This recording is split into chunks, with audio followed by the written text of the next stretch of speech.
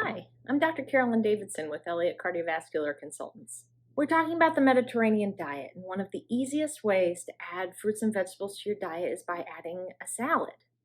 I love salad. I eat it every day, at least once a day, because I love vinaigrette. It's one of my favorite things to eat. So I'm going to show you how to make a really basic vinaigrette and then show you how to kind of build on that. So the most basic recipe for a French vinaigrette is Dijon mustard, some sort of vinegar, and olive oil.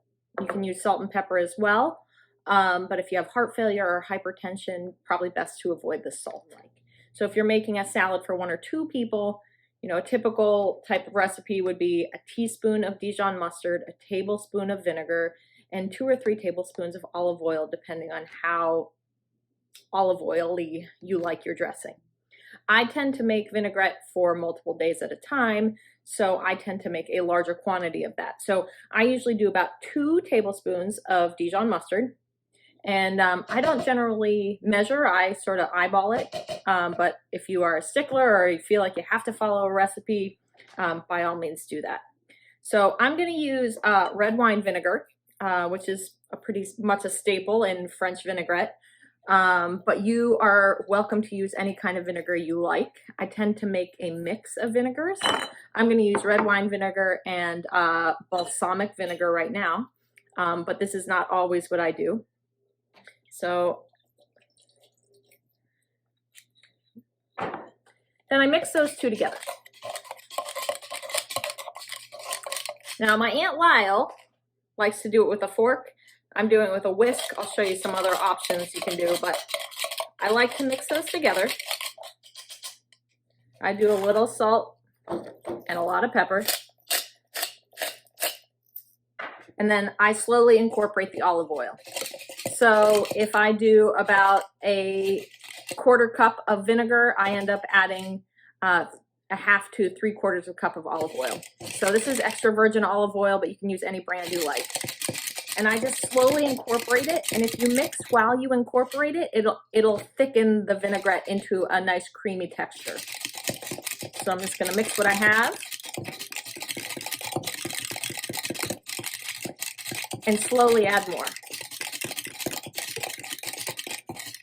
Now I'm going to show you the difference mixing with a whisk and then after I blend it.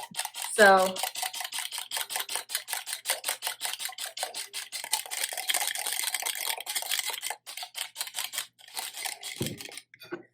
this is with a whisk. And because I do it slowly, I add the oil slowly, it really makes a nice creamy consistency. And this is perfect, which you can do with a fork. You don't have to do with a whisk. And then I'll just show you, this is the, pour it on my counter here. This is the consistency. It's liquidy, but it's still fairly creamy.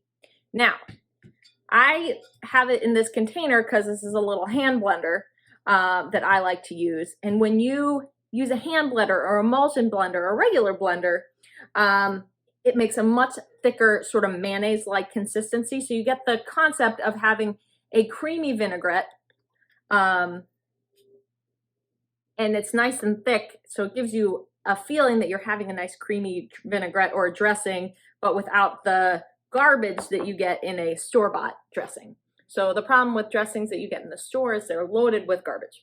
They're loaded with sugar and not olive oil, other sort of preservatives. This, you know exactly what you're getting. So I recommend making your own. So I just showed you the most basic sort of boiled down recipe, but you can make this as complicated and as interesting as you like. So often I will chop up and sort of mince a shallot. That's what I like to do, and throw it in there. You can also put a clove or 2 of garlic instead. And then the place that you really can change your dressing completely, so it's a completely different taste, so it's not like you're eating the same salad every day, is by changing the vinegar that you use. So I just pulled out all the vinegars that I have in my cupboard. I have apple cider vinegar, red wine, white wine, rice wine, champagne. There's an orange champagne, balsamic. I've got white and regular balsamic vinegar. And then I often also like to use the juice of a fruit. So I use lemon or lime If I happen to have grapefruit or orange around, I'll squeeze some of that into my vinegar and it makes it a little more fruity. But you can mix it up. So I never put just one type of vinegar in there. I always do vinegar and a fruit juice or two kinds of fruit juice. But just squeeze it from the fruit. So you will have a delicious salad and never feel like you're eating the same salad twice, which is the best part. So don't be afraid to explore. Don't be afraid to put weird things. If you have leftover vegetables that you grilled the night before or you roasted the night before, throw them on top of your salad. Salad's wonderful with roasted asparagus or broccoli. If you've got beans that you were eating the night before, whatever you want, add it to your salad. It'll all be delicious. Enjoy.